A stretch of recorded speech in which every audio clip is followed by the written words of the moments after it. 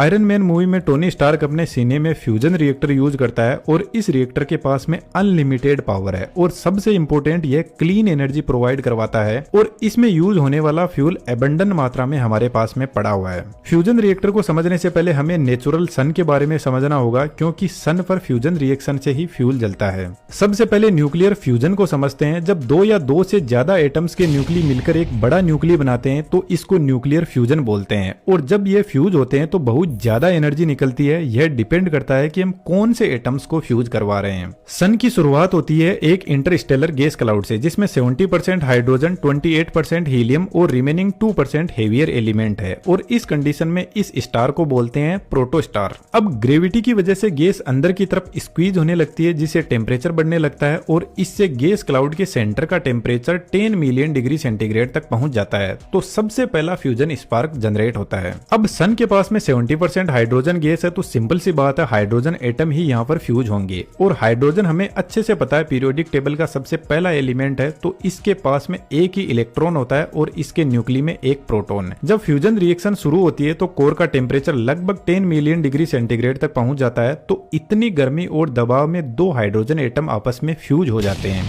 इस extreme condition में gas के एटम के अंदर मौजूद इलेक्ट्रॉन और प्रोटॉन अलग हो जाते हैं। यही कंडीशन होती है प्लाज्मा, जिसे मैटर की फोर्थ स्टेट भी कहते हैं। एक इंपॉर्टेंट बात और बता देता हूँ, फ्यूजन में आगे और भी एटम्स फ्यूज होकर बनते जाएंगे, लेकिन किसी के पास में भी इलेक्ट्रॉन एक्चुअल में एग्जिस्ट नहीं करता है। प्लाज्मा के अंदर एक्चुअल में इलेक्ट्रॉन प्लाज्मा बनते ही फ्री हो जाता है। इसका डायरेक्ट फ्यूजन में कोई रोल नहीं होता है। अब इन दोनों के फ्यूजन से हमें मिलता है ड्यूटेरियम, जिसमें एक प्रोटॉन और एक न्यूट्रॉन होता है। क्योंकि हाइड्रोजन एटम का प्रोटॉन यहाँ पर न्यूट्रॉन में बदल जाता है, अब यह ड्यूटेरियम वापस एक हाइड्रोजन एटम के साथ में फ्यूज करेगा, तब जाकर हीलियम 3 और जबरदस्त एनर्जी निकलेगी।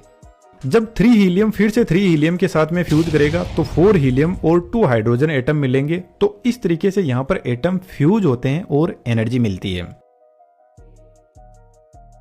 लेकिन यहाँ पर एक बहुत बड़ी प्रॉब्लम है। जब दो हाइड्रोजन एटम फ्यूज करते हैं तो इन दोनों के प्रोटॉन इलेक्ट्रॉन से अलग हो जाते हैं। अब यह दोनों प्रोटॉन पॉजिटिवली चार्ज्ड है तो एक दूसरे से रिपेल करेंगे। अब इन दोनों को ड्यूटेरियम बनने के लिए एक प्रोटॉन को न्यूट्रॉन में बदलना होगा, तभी ड्यूटेरियम बन पाएगा। और जब तक ड्यूटेरियम नहीं बनेगा तब तक एनर्जी नहीं मिलेगी। तो इन दोनों प्रोटॉन में से एक को न्यूट्रॉन बनने में लाखों साल लगते हैं। तो हमारी नेचुरल सन को सबसे पहला फ्यूजन स्पार्क जनरेट करने में 5 करोड़ साल से भी ज्यादा का टाइम लगा। तब जाकर एक गैस क्लाउड बर्निंग स्टार में चेंज हुआ। तो 5 करोड़ साल तक सन के अंदर हाइड्रोजन को 15 मिलियन डिग्री सेंटीग्रेड टेम्परेचर और प्रेशर पर रोस्ट किया गया। अब इस टाइम ड्यूरेशन में बहुत सारे प्रोटॉन ऐसे हैं जो लाखों साल तक घूमते घूमते अब कंटिन्यूअसली फ्यूज हो रहे हैं।